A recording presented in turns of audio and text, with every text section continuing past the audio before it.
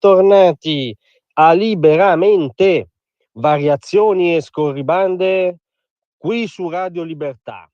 Allora non aveva ragione il vicepresidente americano J.D. Vance, aveva dannatamente ragione, aveva tragicamente ragione, aveva totalmente ragione quando ci ammoniva sulla deriva liberticida dell'Europa, quando in più occasioni, la più spettacolare e più compiutamente argomentata recentemente in un incontro pubblico a Monaco, ammoniva sul fatto che l'Europa avesse smarrito la coscienza di sé, il proprio senso profondo, il proprio aver costituito una felice anomalia nella storia, il continente che ha generato la pratica e la nozione stessa di libertà, nozione politica, ma anche prepolitica, diciamo, la nozione ontologica di libertà.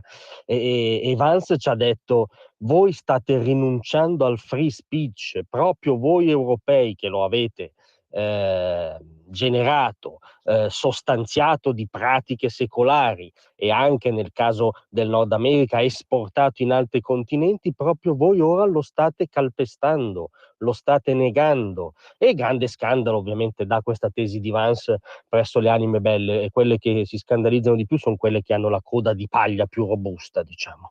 E a dare purtroppo plasticamente ragione a J.D. Vance arriva da ultima, ma temiamo sia solo in ordine cronologico, verrà superata, temiamo, a breve, ma comunque una notizia inquietante, molto inquietante, che ha dato lo stesso protagonista, ahimè involontario, della notizia, che è il direttore del Tempo, Tommaso Cerno, validissimo collega eterodosso, irriducibile a ogni categoria, peraltro, del politichese preconfezionato, un libertario vero, uno spirito libero vero di cui si possono condividere o no le idee, ma insomma un non intruppato, che doveva a questo punto intervenire a un panel della Commissione Libe, che è la sottocommissione permanente del Parlamento europeo che monitora la situazione dei diritti umani all'interno dell'Unione Europea, un panel sulla libertà di stampa in Italia.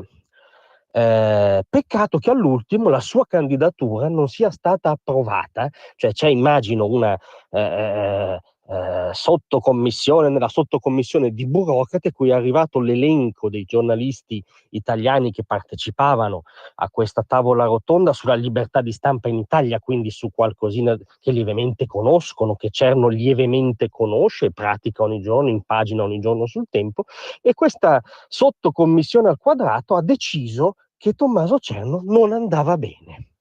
Ha deciso che andava e non ha accettato quindi la candidatura. In particolare pare che la presidente del gruppo di monitoraggio, che è anche la vicepresidente del Parlamento europeo, la belga Sophie Wilmès, di Renew Europe, pensate, un gruppo che si dice liberale. Ebbene, questa sincerissima liberale pare sia stata colei che proprio ha detto che Cerno non doveva passare, e ha accettato invece le altre due candidature, che, rullo di tamburi, erano Francesco Cancellato, direttore di Fanpage, e Sigfrido Ranucci, volto conduttore di Report. Allora, non c'è, va bene tutto. Siamo nati l'altro ieri, ma non proprio ieri. Cerno viene scartato, Cancellato e Ranucci, non solo due colleghi legittimamente che si collocano chiaramente in area progressista e di sinistra, ma anche due colleghi che sono soliti imbastire, diciamo, del martirio lievemente posticcio, lievemente inverosimile, no?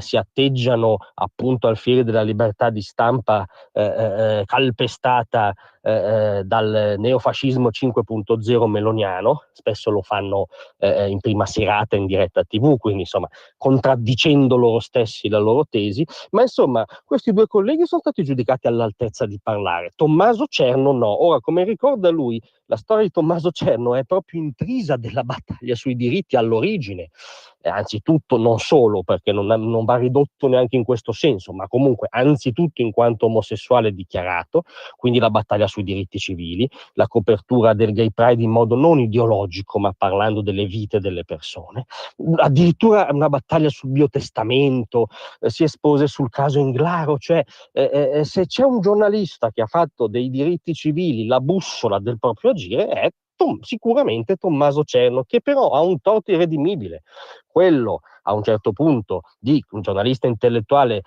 connotato da una storia di sinistra in senso vario e non intoppato neanche in quel caso, ma che insomma a un certo punto non ne può più delle derive del suo mondo di appartenenza, del totalitarismo woke, del conformismo intellettuale e fa quello che ha sempre fatto, cioè pensa liberamente, accetta la direzione del tempo e parla come voce liberale. Questa cosa non gliela perdonano, per loro è un traditore ancora peggio di un collega incasellato come di destra. Ergo la sua candidatura non va bene. Un direttore di un giornale italiano, tra l'altro un giornale storico italiano, non può parlare a una commissione del Parlamento europeo. Coraggio, diteci ancora che J.D. Vance aveva torto. Grazie a tutti, vi aspetto stasera alle 18. Tra un manifesto